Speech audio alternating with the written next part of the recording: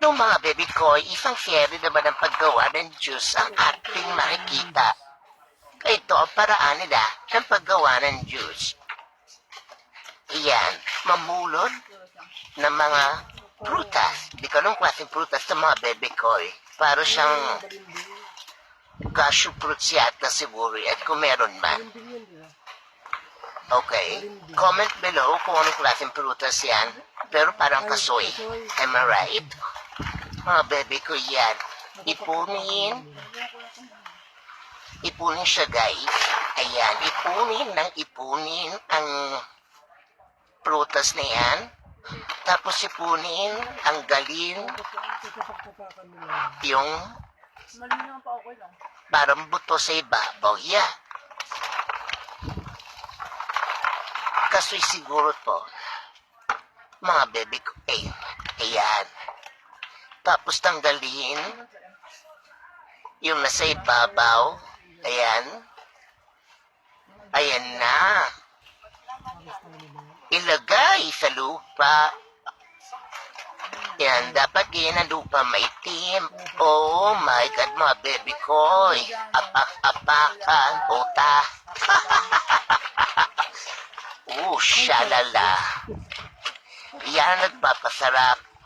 Okay, sekreto yan ng para maging masarap yung juice.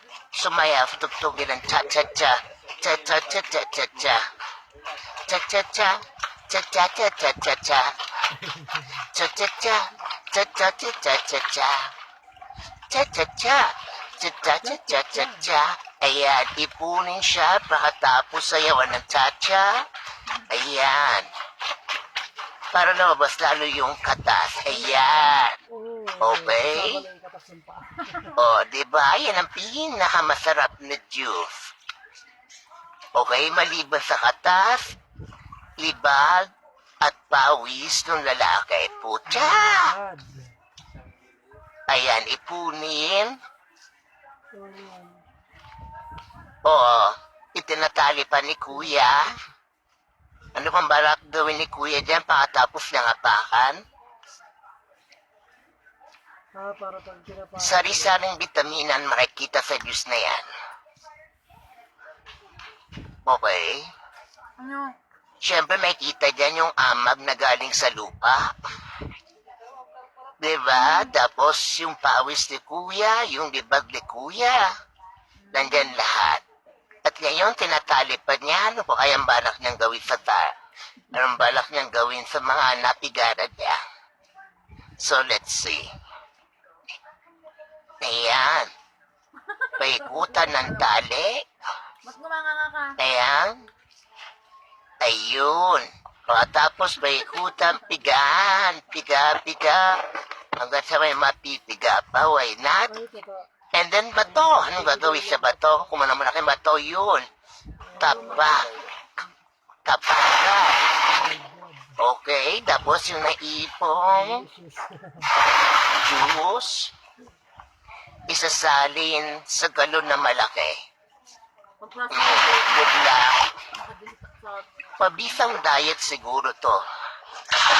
No? Good for one day, kita mo na naglulus ka na ng weight. Ikaw ba naman hindi manakitantiyan mo? Diyos ko. Ayan. Pagkatapos, ilagay sa jar. Anong gagawin sa jar?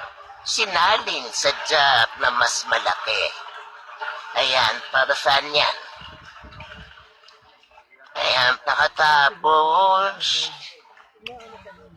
okay. Sinasalin ulit. Ano yan? Paiinitan ba nila yan?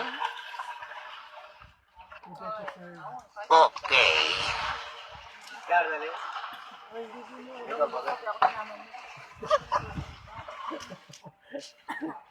Oo nga, pinapainitan. Okay, para siguro mamatay yung mga germs. May ganon. Charot-charot kayo mga Indiano kayo, ha? May nalaman para yung papainitan, ha? Tapos yun, kumuha ng puti. Ayan. Tapos ng putik, saan nalagay ang putik? Pinakuluan, lalagyan ng nilagay sa ibabaw ng malaking jug at inibabaw ang maliit. Tatakpan. Okay, tatakpan. Ayan. Hindi mo pinapainitan. So, Kahit na. after nun, okay, Kahit na. ililibot yung putik. Okay, para hindi siguro sumingaw. Okay. Charot-charot itong mga Indiano to eh. Indiano. Ayan.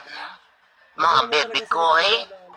Ito ang mabisang pagpapayat guys. Walang arte-arte. Okay, yung mga nakikita nyo sa online ngayon ng mga juice, aabot pa kayo ng 2 weeks, 3 weeks, 1 month bago makita ang resulta.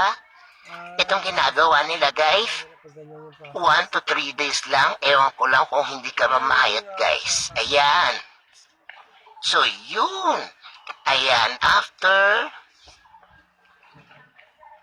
nung maluto, kumblo, ayan, Ano yun? saan rin, ayan. Ay lalabas.